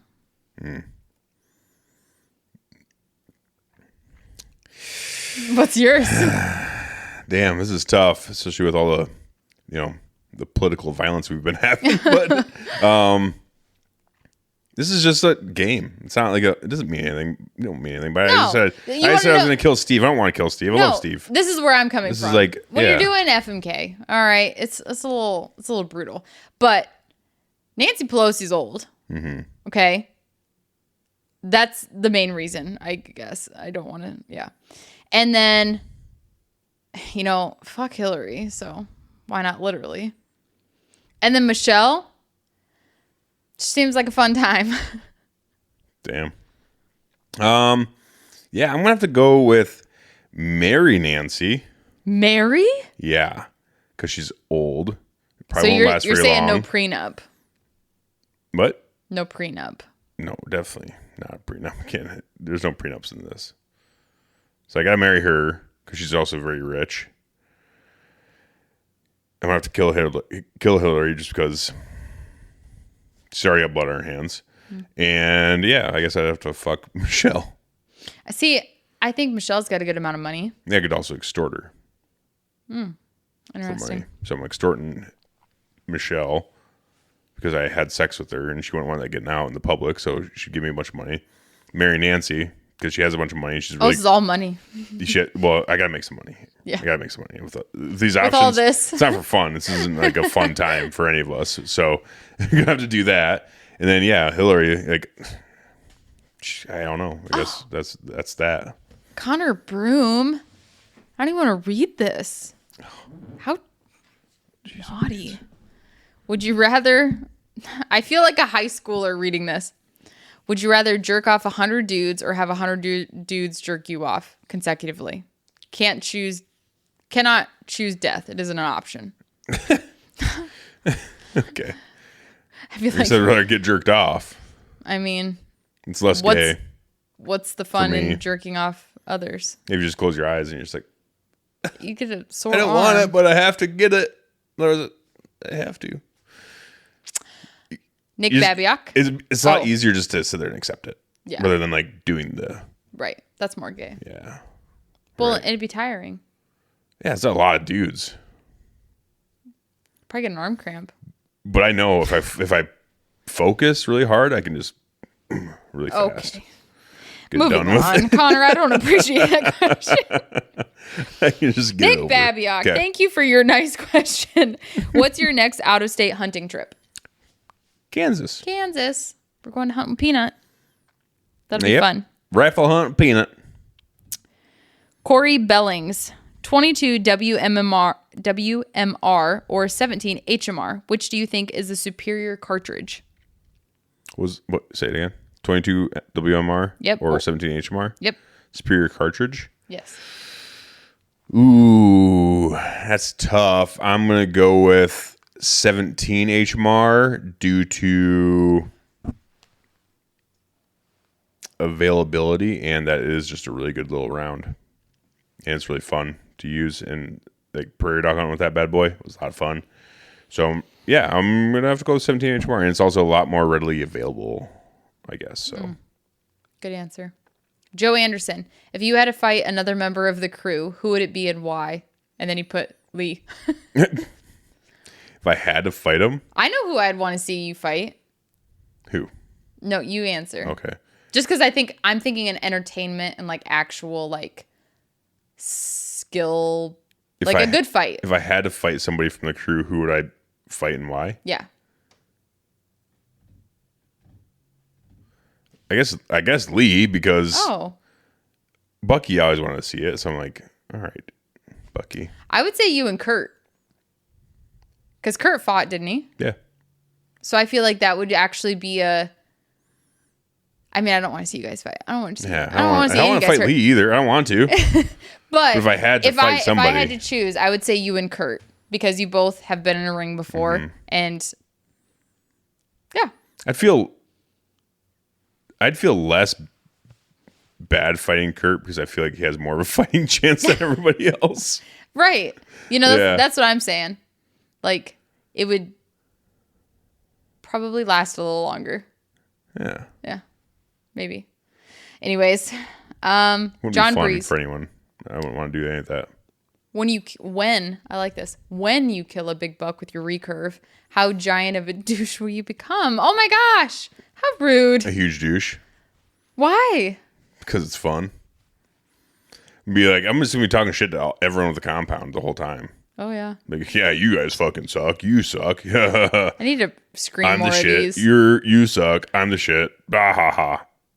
It's been great. I started that question. I was so nice to him. I'm like, oh, how nice. When? He's like, why are you gonna be such a douche? Josh Shields. Why does everyone hate the 6.5 Creedmoor? I got one for my boys, and I've shot 3 deer with it with no issues. Although I still prefer my 270. I think it's because it got super popular really fast, and a lot of people just looked at it as like they just started really picking apart all the flaws, because there are a lot of flaws with the 6.5 Creedmoor as far as like people raved about it so much that they started taking it on hunts that maybe they shouldn't have been taking it on, because I really don't think a 6.5 Creedmoor is a good round to be taken for like moose or elk, even though you definitely can kill them with it. But a lot of people just like really saying the praises of the 6.5 Creedmoor a little bit too much, and then it turned a lot of people off from it. And everyone knows in America we're like 30 cal country. Everyone loves 30 calibers, 30 cals in America, whether it's 30-06 or 300 Win Mag, 300 Wisdom, whatever, But it's like, yeah, I don't know. I think it's just because it got super popular, super fast, and turned people off. So there had to be haters. Always haters. But it is a great round. There's really no bad round, I don't think, out there. Like whatever you shoot well, and then that's good. And it's a great deer cartridge. Well, that's a great segue into the next question from Josh Nabeck. What's the worst caliber ever developed and why? Okay. The worst caliber ever developed and why?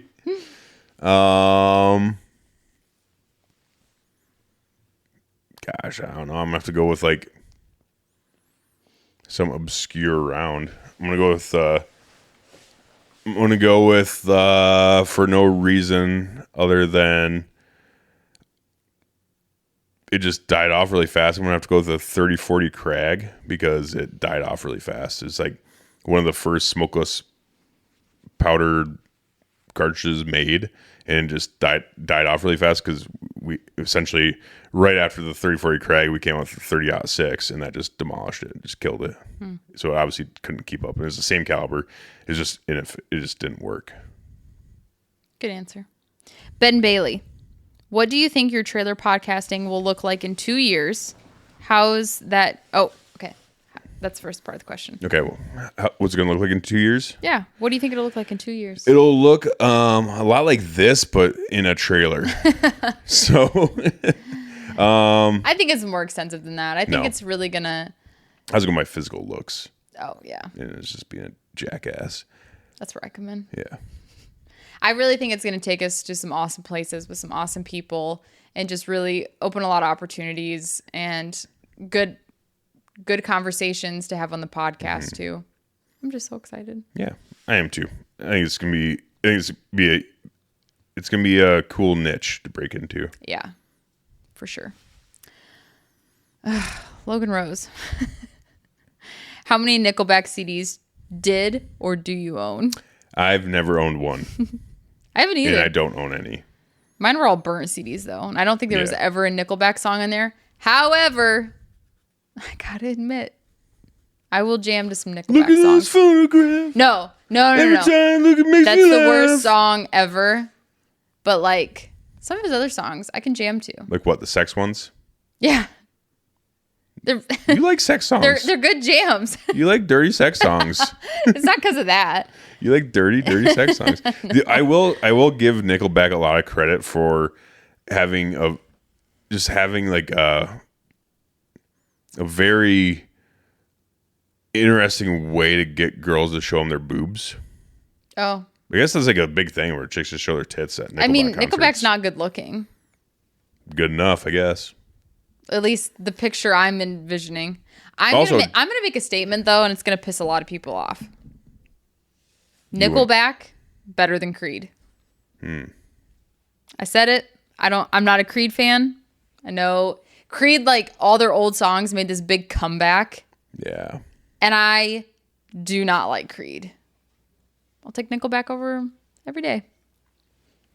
I respect him for getting girls to show him their boobs. But outside of that, I mean, I don't know. He's always looked like a middle-aged man, even when he's young. Yeah. So he's just kind of weird. The hair. He's out in the goatee. It's always just. Oh yeah, it is. Yeah. He's always looked. He's always looked like the lead singer of an Over the Hill cover band. Yes, that's a great description. So, take it for what it is. Tyler Dollison. Ashley, what's the wildest thing you've seen since being in law enforcement? Oh, gosh. I thought these were all questions for you. The wildest thing I've seen.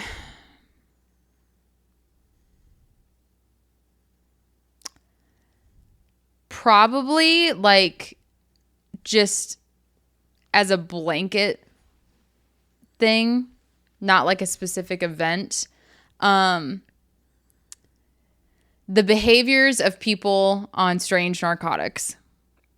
It can be truly, truly bizarre.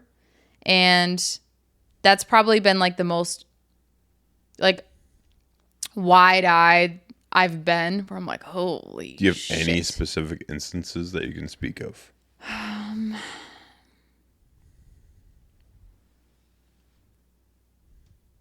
I mean, wildest, if I'm not saying like crazy, probably like the wildest thing. I've got the newspaper hanging up on our fridge. I had a pretty good narcotics bust. And it wasn't what it's what we always like I'd always hoped for. But didn't think it would actually happen to me. And it was a little over a year ago. I did seize a good amount of narcotics. It hasn't gone through court and everything yet. And so Well, the article said meth. It was a substantial amount of meth that was found on a case I put together, and it was a very exciting night. And if I want to say the wildest, that's probably what I would have to say. Like the wildest, like holy shit, like I just. So you never like gotten charged by anyone naked yet or nothing? No, the last naked person I think we had, I didn't get called to that. Some of the other guys had to handle that. No feces thrown at you. I've had my fair share of like people with bodily fluids, I guess, but I don't know. I guess I don't have any like super wild stories I've encountered yet. I would say for wildest, it's definitely been like drug seizures, and I have had a very intense moment that was like guns drawn, like heart pounding moment. I would say those would be the wildest for me that have happened. There's still a lot I haven't experienced in law enforcement, but gosh, I know something's gonna come to my mind as soon. Yeah, I think something will probably come to mind afterwards, especially because I've been in our jail for over 6 or 7 years now. And I know there's plenty of wild stories, but nothing's really come to mind. So, Andrew Tiogo? I can't get comfortable in here. Tiago? Yep. Toigo. Oof. Twago. Did Israel kill Charlie Kirk, and why don't we have the Epstein Island visitor list yet? Oof. Yes. I don't think there's any evidence that Israel had Charlie Kirk killed. There's a lot of conspiracy theories out there about it, but that's pretty much all there is right now, because there just hasn't been any evidence of it, like, supporting it. Now, I will say, like, Charlie Kirk did in his right up to his death, he started getting quite critical of Israel. But there's no evidence saying that there was foul play on Israel's side as far as that goes. As far as it looks like right now, is just a fucking crazy kid that got wrapped up with a bunch of trannies and decided to kill him. You know, Candace Owens was somebody I used to occasionally listen to, and I can't anymore. I haven't, like, prior Charlie Kirk, but I know she's came out with all of her conspiracy theories and everything that she has, but I don't know, because I cannot listen to her stuff anymore. I don't know what it is. She got a little wild. Because what did she used to be a part of?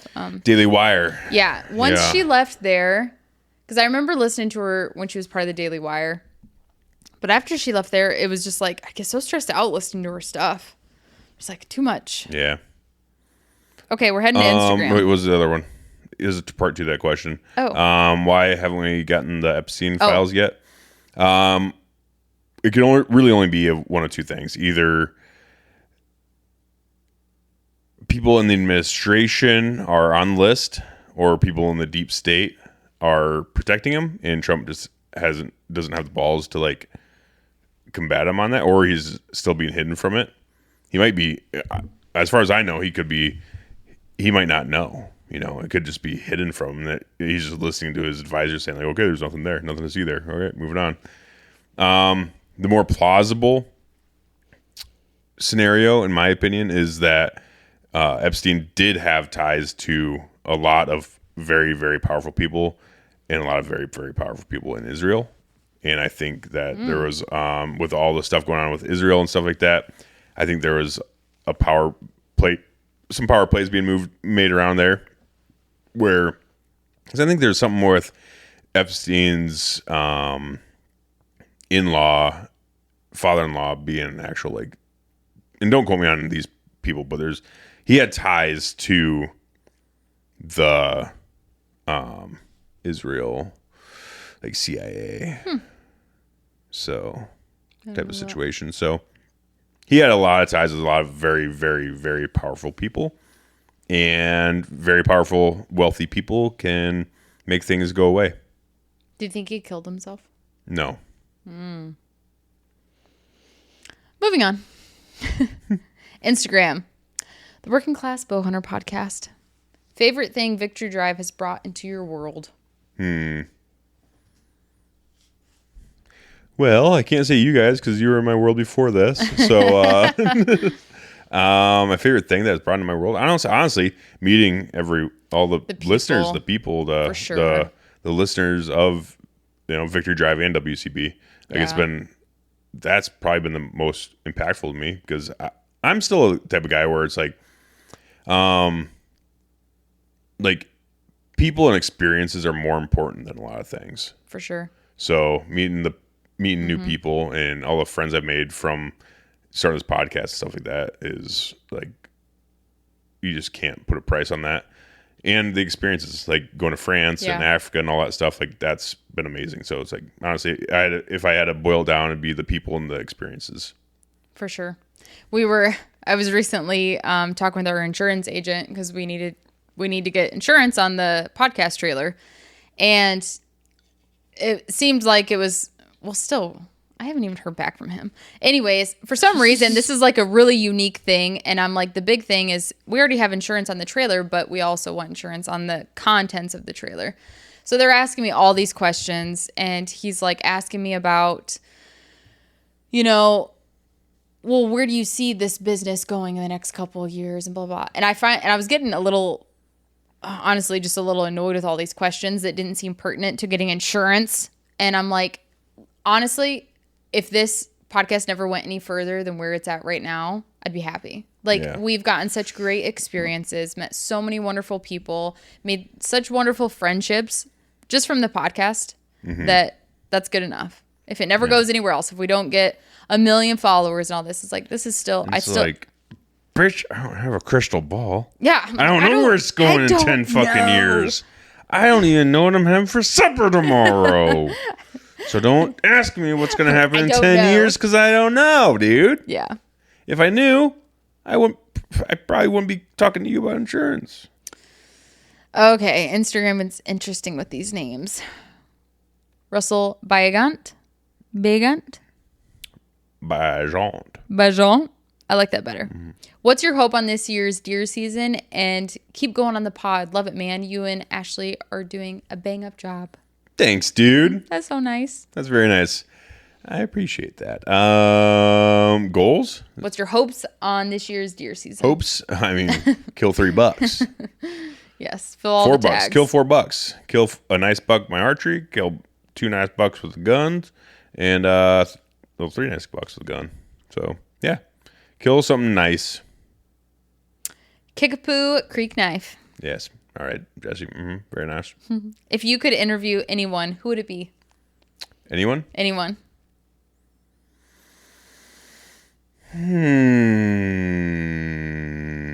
Anyone. Who would it be? If I could interview anyone, who would it be? I got to break this down in a couple different places. You don't just have a... No, I don't have like a number, like an absolute number one fucking hit list. If I could interview anyone, Chris Pratt. I just always felt like ever since Parks and Rec, I felt like if we ever met, we'd be friends. I do agree. You guys would be 2 peas in a pod. Yeah, but I don't know. Probably Chris Pratt. Is he a gun guy? He's not anti-gun. Well, that's good. He's always been, as far as I know, he's always been pretty pro-gun, but he can't voice it as much because he's in Hollywood. Yeah, that probably means he actually really likes guns and has a bunch. He just doesn't voice it. Yeah, he's also from Minnesota. Is he? Yeah. Mm-hmm. Interesting. Wish his father-in-law wasn't such a douche now, but whatever. What? I wish his father-in-law wasn't such a douche now, but whatever. Who's his father-in-law? Arnold Schwarzenegger. He married. Is Chris Pratt's father-in-law? Yeah, he married Catherine Schwarzenegger. Oh yeah, because him and who was he with before? The chick from Scary Movie. And Anna. There you go, Ferris. Yeah. Mm-hmm. Funny story. I was watching a season of Top Chef, and that's when they were married and she was pregnant, and they appeared as guest judges on Top Chef. Nice. But they're no longer together. No. I hope co-parenting is going well. Matt Hoynes. Hoynes? My boy. My guy. Favorite thing about the trailer so far? It fucking looks so good. It looks sick. Yeah. I mean, the way it looks really sitting in our driveway. Yeah. Yeah. Yeah, that's got to be it so far. It looks badass. That's all it's got right now. It's got a lot of wow factor behind it a little bit. Like you'll notice it. Going on the street. You see her coming. Mm-hmm. And you see her leaving. Mm-hmm. And it looks better when she's leaving. Working class bow hunter pod again. Okay. FMK. Yeah, nice. Doug, Eric, Jordan. Damn. They got us the same question, I think. FMK, Doug, Eric, Jordan. I'm going to have to...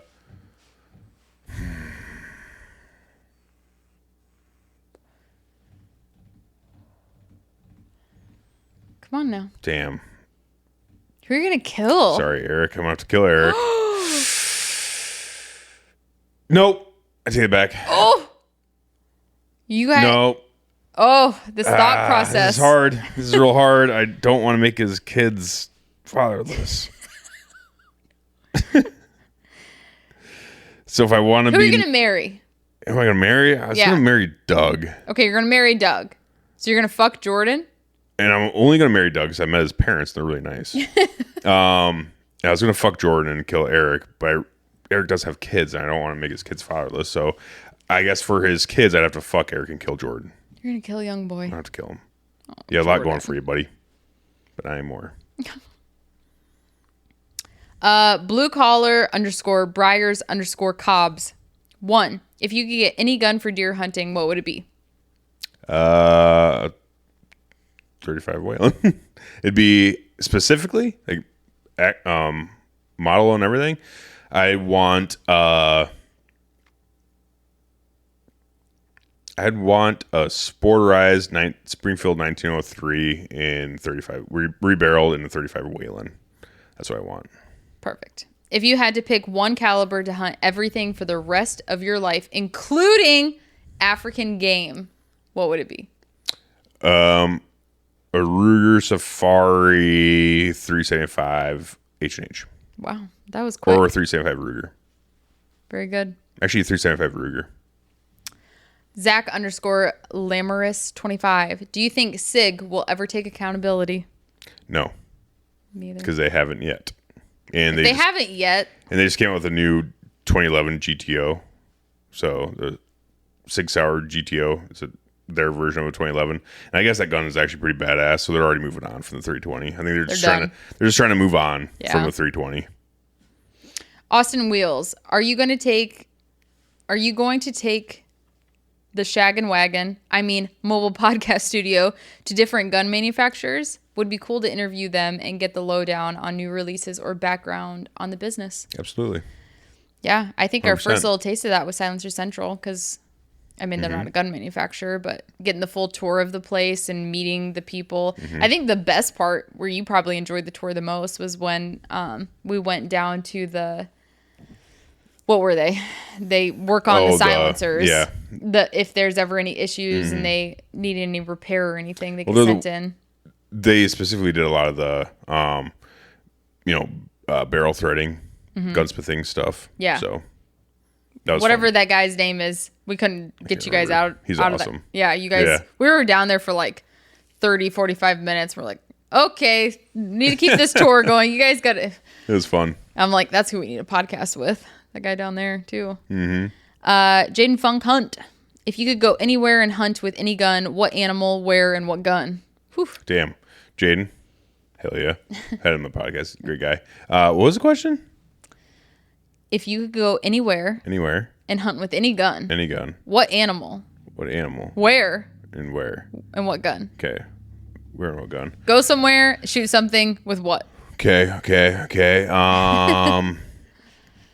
I'm going to have to... Anywhere with anything. Okay. It's going to be a sheep hunt, isn't it? Yeah. Gosh, I guess I'm going to have to go to Kyrgyzstan Ibex. Yep. Kyrgyzstan Ibex with... What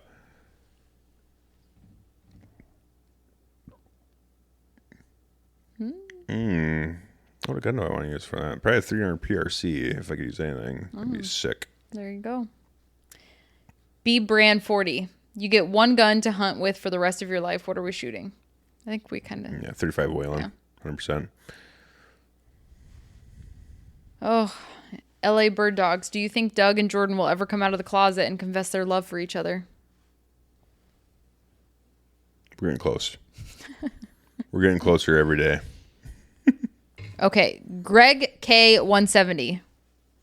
1. Rank 'em. Vortex, Loophole, Nikon, Swarovski, Atheon. That's a lot. Do you need to look at the list? Yeah. You mean athlon? Yes. Okay. That's an L, not an I. Give it to me. What do you say? Rank 'em. What? Rank them. Where are we? Well, did you moved. scroll? No, you scrolled. Let me see it. I got to rank them. Vortex, Loophole, Nikon, Swarovski, Athlon. Okay. I'm gonna have to do. Well, Swarovski is number one. They are the best. Yeah. They are the clearest, and they are fucking durable. They're not just like a bougie look at me. I'm a nice piece of glass, you know. Yeah, nice piece of glass. What do you mean? Don't look at me like I'm just a piece of glass, piece of ass. I don't know. It sounded like. Sorry, I didn't. Anyways, Swarovski's probably number one. Then Loophole, and then Athlon, Vortex, Nikon. I'm not a big fan of Nikon. I'm not even familiar. Yeah, just not a big fan of them. They pussied out. Fuck them. Fuck them. What was part two? There's part two in that. I didn't read it though. Another fuck, marry, kill. That first Damn. episode really got people going on that. Yeah, it did. Kurt, Eric, Doug. Wait, this is the same guy? He said something about No, Ashley. sorry.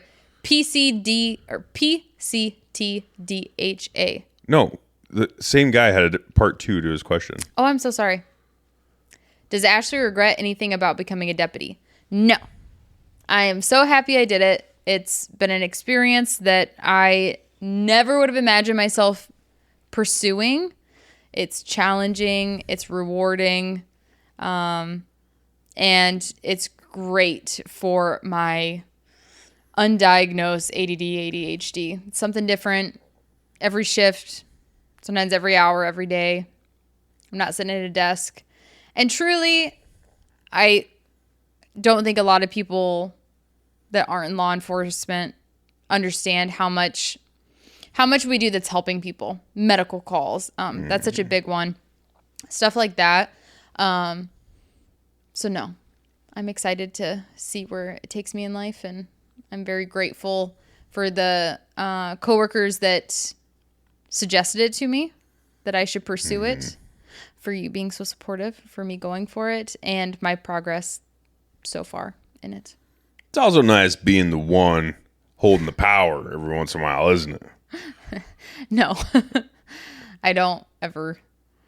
Sometimes I feel like when you come home, you're like, oh, whatever. Listen to me. I'm the deputy. And I'm like, whatever. That has never happened. Never once. No, it's very rewarding and just perfectly challenging. Yeah. For what I like. I've done the office jobs. I went to college for business. I worked in banks. I did all that, and it was just so boring. It was just not rewarding in any way. And I found I do like a challenge too. So, but it's also nice being able to tell people, like, hey, do this. And they're like, why? Because I'm the cop. That's not how the conversations go, just so you know. Like, you have to listen to what I say. Otherwise, I'm going to tase you. If I'm having to say that, that's not how the conversations are going. I wish they did. It's not just I lay down like, do you know who I am and the power I have? Oh, yes, I'll do whatever you say. Listen to me. By the power that's not how it goes. By the power vested me, the state of Iowa, you have to do what I say. Otherwise, I have full rights to put you down when we're using whatever force necessary. Definitely never the case. Yeah, and I guess a little bit, of adrenaline junkie too. Although I absolutely hate driving fast. Yeah. I will also say you're a deputy, not a trooper, so it's like the power trip stuff really isn't quite there. So I'm very humble. Yeah. See, not a trooper. It's great. It was so funny. I will share this. For the three girls maybe that listen to this podcast. So Shiwi. there was one day I was watching some of my body cam back for court coming up. And literally I'm still just a girl at times. I'm sitting there talking to this individual, basically telling them they're not free to go. I'm investigating this, and this. And I know what was going through my mind. I was trying to work through. I'm like, because I didn't know exactly what I had at that time. it did end up leading to an arrest, but I'm like, I didn't know what I had. And so on the body cam, I'm talking to them and they're just kind of staring at me like, what do you got or whatever. I'm like, well, I fear that you were under the influence.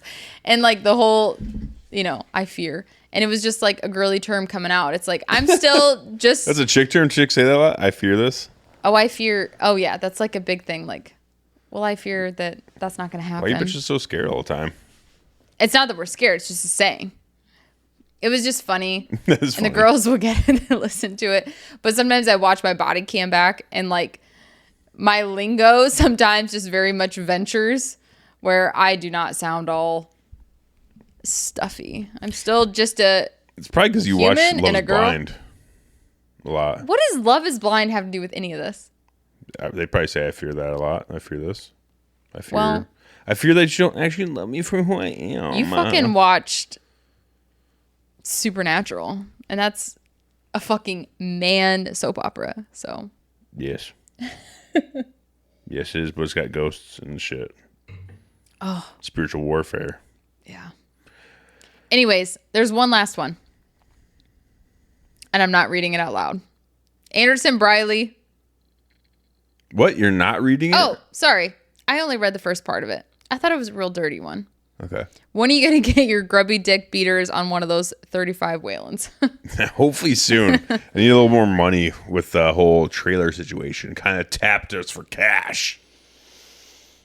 Our gun budget's low. It is, but I think I'm just going to settle for a CVA Scout when it comes time because those are only like $300-$400. And this 35 Wayland is something that is coming close to a need, but just not quite busted the threshold of need yet. So I think that's it. it's all of them? We did Patreon, Facebook, Instagram. Damn. Well, hopefully I can get 35 Wayland really, really soon. I've had some opportunities. I just need to get there someday. Yeah, I think That's that's all it. of them? I think that's it. Yeah. I think I got through all of them. I think there's one more. One more on my end. From where? DM. Well, this is from Ryan again. Ryan Canardi. But he's in here as Asian Ryan. He's not Asian. Maybe he's Asian. No, he's not Asian. He's not close to Asian. Is he Asian? I don't even know. I don't know. I haven't met him in person yet, so I don't really know if he's Asian. What's the question? Maybe he's Asian. You versus Eric, Doug, and Kurt at once in a fight. Who's winning? First of all, he's going to give me shit about calling him Asian. I'm pretty sure he's white. He looks pretty white in his Facebook, in his profile picture and stuff.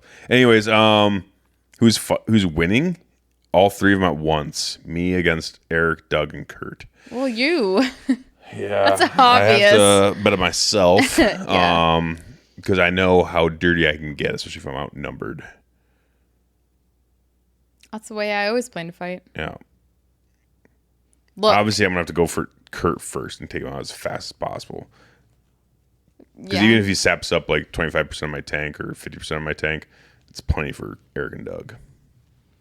I have faith in Kurt, but comparatively, Weight classes, guys. Like, I know that's what I'm saying. It's like it's just not there. unfortunately, all three of them are still like, all three of them together are still like just a little bit heavier than I am. Yeah, literally.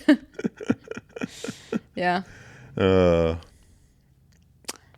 it. All right. That's all. Well, thanks, guys. Thanks for playing along. I think we're gonna do this monthly. I think it'd be fun to do like monthly I or love Q&A. Quarterly, monthly. We'll see what transpires. Well, I kind of want to set like a time frame because it'd be fun. I think it'd be fine to try and do it monthly. I said monthly a couple times already. Maybe I should stick to that. Oh, well, if you said it, we should probably do it. Okay. All right. Yeah. I think I actually said in this post. Huh? I think I said in this post that we're going to do monthly, actually. We could probably do that. We could probably do another one of these in a month. Mm-hmm. We got some other really fun things coming down the line for like YouTube and stuff too. We just haven't gotten there yet. I'm getting there. But we got so many fucking ideas, and it's going to be fun once we start. It's gonna be so great. Yep. Once it gets done. Yes. It's always the thing. Okay. Cool. that. Thanks, guys. Thanks, Ashley. Welcome.